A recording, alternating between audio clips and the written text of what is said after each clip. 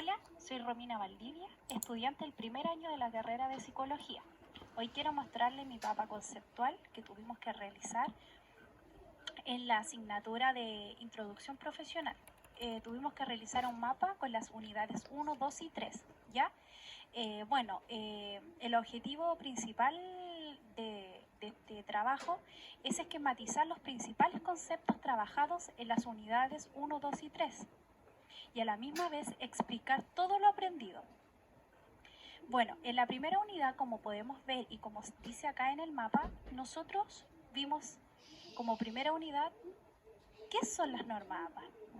Podemos decir que las normas APA es la guía para citas y referencias y su objetivo es otorgar orden a los escritos.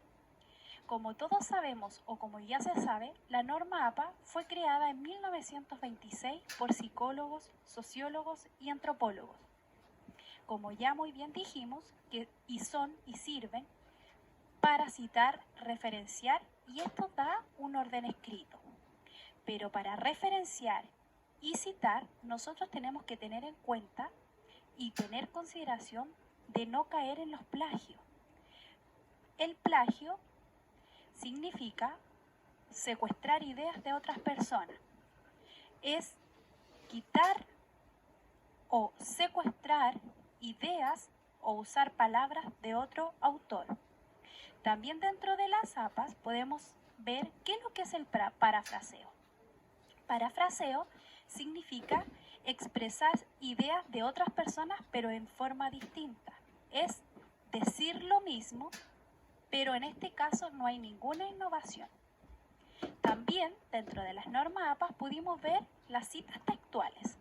Las citas textuales es información que es transcrita de manera textual y que debemos agregar el apellido, el año y el número de página de la persona del cual nosotros estamos citando. ¿Ya? Las citas no textuales, estas citas se conocen por parafraseos donde se alude lo expresado por el autor sin realizar una copia textual. Esas son las citas no textuales. También tenemos las citas más de 40 palabras. En estas citas está citado directamente palabra por palabra, pero no llevan comillas. Todo lo que uno exprese de manera escrita y que sea de otro autor, nosotros al final de nuestro documento, de nuestro trabajo investigativo, tenemos que referenciarlo.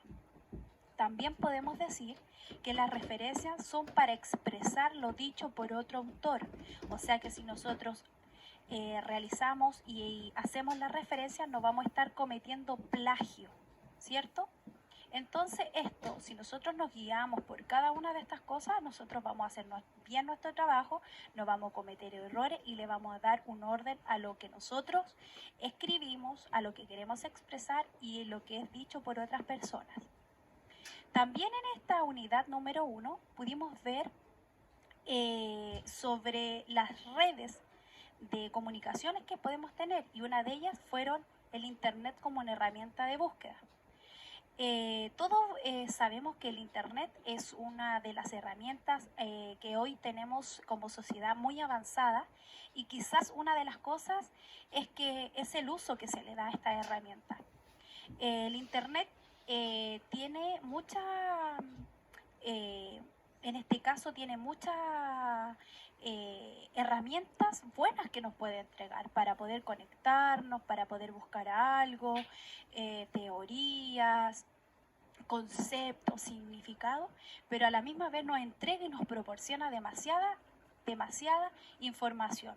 Para ello nosotros tenemos que saber discriminar la información, ser selectivos y también buscar en informaciones que sean confiables, que nos entreguen una información que está respaldado por referencias, bibliografía, porque el Internet nos envía a distintas páginas y esto nos sobreinforma, entonces a veces tenemos que saber buscar, saber discriminar, ¿ya? Como acá lo podemos mostrar, tenemos la unidad 2, ciencia y su método. ¿cierto? Entonces, entendemos que ciencia es el sistema de conocimiento acerca de la naturaleza de la sociedad y el pensamiento en el cual abarca leyes e hipótesis. En la ciencia existe el acondicionamiento histórico en su desarrollo y tiene una base práctica histórica social. Tiene un doble carácter espiritual, ya que es la forma de la ciencia social. ¿Ya? Entonces en esta unidad podemos entender de que vamos a ver qué es la ciencia y qué es el método. El método nosotros lo vamos a entender o como método científico, es el que ayuda a escoger el camino más corto para lograr el conocimiento. El método es el modo en que se actúa para conseguir un propósito. Depende de su alcance, puede ser universal, particular y general. Existe estrecha relación entre estos tres métodos. De acuerdo a su naturaleza, puede ser empírico, teórico y se emplea de forma planificada, ¿cierto? Acá pudimos ver y hablar sobre el conocimiento científico. Y el conocimiento científico es producto del método científico, validado y reconocido por la comunidad científica. Podemos decir de que es un proceso reflexivo, sistemático y también tiene bastantes criterios. ¿Ya? El método científico ayuda para lograr el logro del conocimiento y tiene, como ya lo señalamos, varias características. Y una de ellas podemos decir y podemos señalar que el conocimiento científico es fáctico. El conocimiento científico trasciende los hechos, el conocimiento científico es claro y preciso, el conocimiento es comunicable, el conocimiento científico es verificable, el conocimiento científico es sistemático, el conocimiento científico es general, es legal, ¿cierto? Es predictivo y tiene bastantes características. También dentro de esta unidad pudimos ver y hablar sobre el paradigma, ¿ya? Y un paradigma es una forma de mirar al mundo y se compone de ciertos supuestos filosóficos que guían, dirigen el pensamiento y la acción. Acá podemos hablar que un autor señala y hace referencia de este pequeño texto que yo acabo de comunicar y es Merz en 2010. También podemos decir que los paradigmas, hay paradigmas predominantes, ¿ya? Está el paradigma positivista, constructivista, transformativo y pragmático. Los paradigmas guían y dirigen pensamientos y acciones. Como bien ya lo señalamos, existen 4 paradigmas predominantes. No olvidar que son pospositivista, constructivista, transformativo y por último pragmático. ¿Ya? A la misma vez tenemos el enfoque cuantitativo y enfoque cualitativo. Estos enfoques ayudan para generar ciertos pasos, ¿ya? Podemos decir que en el enfoque cuantitativo está el planteamiento de delimitados desde el inicio de un estudio. Está la hipótesis y se establece previamente. La investigación debe ser objetiva en el enfoque cuantitativo. Los estudios se guían por patrones, es predecible y es estructurado. La meta principal es la construcción y la demostración de las teorías, ¿ya?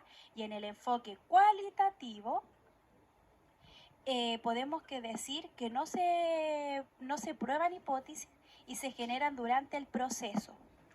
No se pretende generalizar los resultados a poblaciones más o muy amplias. No se efectúa una medición numérica, ¿ya?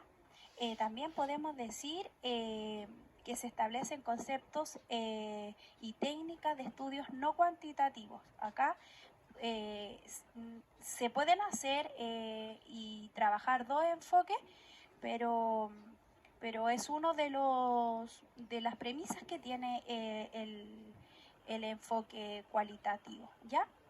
A la misma vez podemos hablar de la unidad 3. En la unidad 3, la redacción de reportes académicos. Esta es la última de antes de llegar a este trabajo o es dentro de este trabajo, y habla sobre la importancia de la redacción. La importancia de la redacción es para nuestros trabajos posteriores, para nuestro quehacer profesional, para seguir una estructura, para hacer las cosas de manera eficiente, planificada y aplicada. ¿Ya? La importancia de la redacción es una reflexión, planificación, fuente y estructura. ¿Ya? La redacción de los reportes académicos, también en esta unidad pudimos ver los criterios de evaluación. ¿Ya? Dentro de los criterios de evaluación tenemos que tener fecha, autoría, calidad, contenido, o sea que cuando nosotros creamos o hacemos un trabajo investigativo, un trabajo, nosotros tenemos que siempre tener una estructura, saber de dónde lo sacamos, que vendrían siendo las fuentes, a la vez tenemos que tener una fecha, una autoría, una calidad, ¿cierto? Una buena redacción, las ideas principales, ¿cierto? Tiene que tener pertenencia de las referencias, o sea, recuerden que nosotros cuando citamos o ocupamos palabras de otras personas, ya sean textuales y no textuales, tenemos que citar y en la última página tenemos que referenciar. Entonces, pertenencia de las referencias, similitud, semejanza del planteamiento del problema, fecha de la publicación. O sea, tenemos que referenciar nuestro trabajo, ¿ya? Tenemos que tener una redacción, escribir claramente, saber las reglas gramaticales, tiene que tener una estructura básica. Como ya sabemos y como estamos viendo ahora, nosotros cuando tenemos que hacer algún trabajo, nosotros tenemos que tener cierta estructura. La estructura tiene que ver, cuando comenzamos, tiene que tener una portada, ¿cierto? Una portada donde aparezca el nombre del trabajo, la asignatura, donde en este caso como estudiante tenemos que colocar la fecha, el nombre del docente, y luego a eso, si es muy largo y extenso el trabajo, tendríamos que colocarle un índice, pero no han exigido, de cierto modo, colocarle, porque tiene un carácter más formal, ¿cierto? Y tenemos que agregarle una introducción, luego viene el desarrollo, tenemos que hacer una conclusión y las conclusiones tienen que ser siempre constructivas y tenemos que ser objetivos, y abajito o en la otra página colocar las referencias. Y las referencias, como ya lo hemos vuelto a mencionar, las referencias son cada vez que uno cite y publique, exprese lo dicho por otro autor, nosotros tenemos que citarlo y abajo referenciar de dónde lo sacamos. ¿Ya? También hablamos sobre el marco teórico. Y el marco teórico es importante porque el marco teórico nosotros colocamos teoría, buscamos información, tenemos que formar, tener una estructura, conocer cuáles, si son de carácter cualitativo, cuantitativo, ¿cierto? Cuáles son cuáles fueron los instrumentos de recolección de datos, a través de qué. Y es súper importante. Es fácil poder esquematizar esto, ¿cierto? Porque el profesor nos ha otorgado y nos ha facilitado los apuntes, nos ha facilitado también videos de clase, bibliografías que son de carácter no sé si llamarle exigente, pero sí a la misma vez nos sugieren que podamos leer para reforzar y profundizar estos conocimientos que nos dan a través de estas apreciaciones que nos van a ayudar a ser unos buenos profesionales. También, para concluir, señalar que he aprendido mucho, estoy contenta porque siento que lentamente he podido ir interiorizándome, conociendo y a su misma vez trabajando para no cometer errores.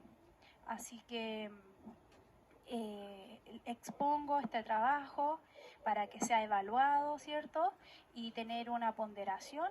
Así que agradezco el tiempo, la escucha y aquí expongo lo realizado, lo trabajado y con muchas ganas de poder seguir aprendiendo. Hasta luego. Muchas gracias.